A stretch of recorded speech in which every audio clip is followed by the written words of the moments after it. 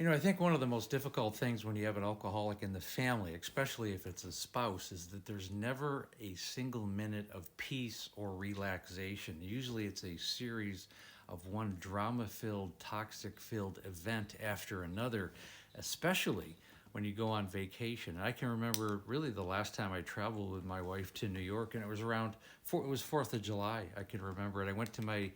I stayed with my dad's house temporarily. We were going to travel a little bit around upstate New York. I live in California, and we were staying at my dad's house, but he was living with his second wife at the time. My mother had died 3 years earlier, and they were not real happy with my wife because for some reason I don't know where she got alcohol, but the entire family was together for 4th of July. We were sitting around the living room, and my dad's wife was kind of crawling up my wife's ass, to be honest with you. She's like, why are you drunk all the time? What are you going to do about this in front of everybody? And I remember my wife just sitting there, just kind of taking it like this, like, and she was inebriated. I think maybe I still to this day don't know where she got it. I think she must have stole something from the liquor cabinet from my dad's house. I don't even know if they had any. Somehow she got inebriated, but it created a chain of events. And I think having been confronted by it by someone that she wasn't that close to really kind of upset her.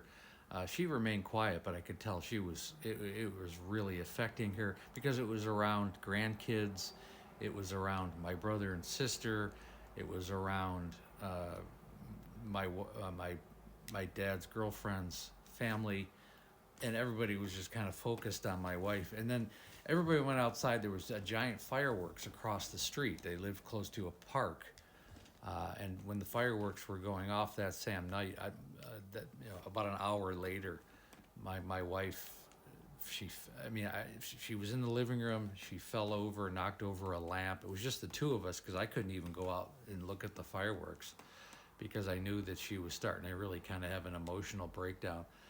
Uh, Knocked over a lamp, broke the lamp, knocked over a couch, pushed the couch up against the wall, put a divot in the wall. I tried to get her up off the floor, and I tried to get her upstairs to the bedroom, and she was walking upstairs, and she almost fell down the stairs. And I mean, in the background, the fireworks of the 4th of July are going off.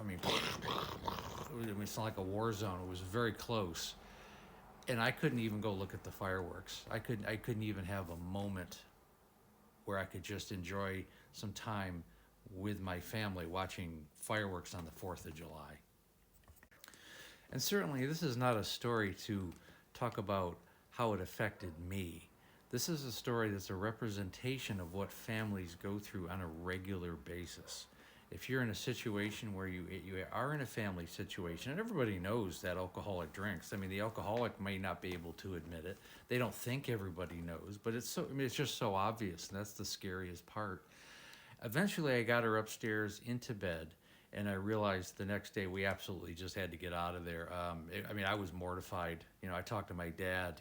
They weren't too happy about it, but he certainly understood the situation. And then we went on to Lake George, and I have videos that would happen there. Eventually, I had to give my wife a bottle of wine. The first night, Lake George, which is about 2 hours from Syracuse, is where we were. I just needed to get it out of town. And I gave her a bottle of wine so she could stay at the hotel and have her evening, and I was able to walk around town myself. And it was just one event after the other. Everything was about alcohol. Everything was just consumed with this disease between the two of us.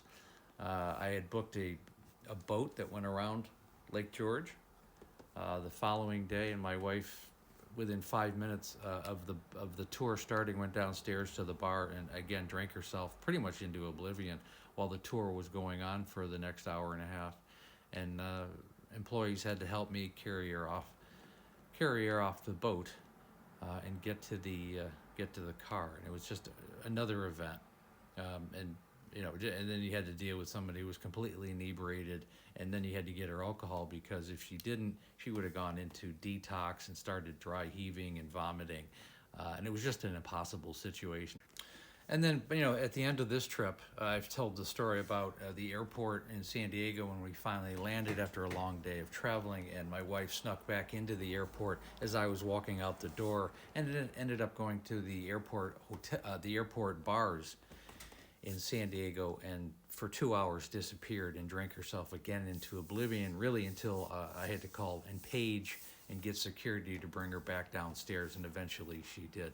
This is a trip that my son wouldn't go with us because he didn't want to be around her anymore. So, this is how alcohol permeated every aspect of our lives. And it was just, it was the last time we ever traveled together. She ended up passing away about 5 months after this incident. And that was really the end for us. It's really the last time we ever did anything together.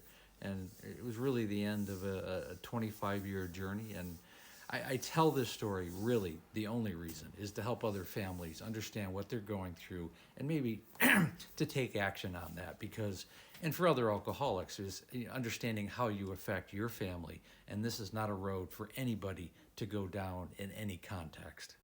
And again, I want to point out I go live Monday through Friday right around 6 o'clock Pacific Standard Time, 9 o'clock Eastern Standard Time. And the Facebook group, again, click on the link in the link tree. It's called There's an Alcoholic in the Family. And again, I have a coaching program called There's an Alcoholic in the Family.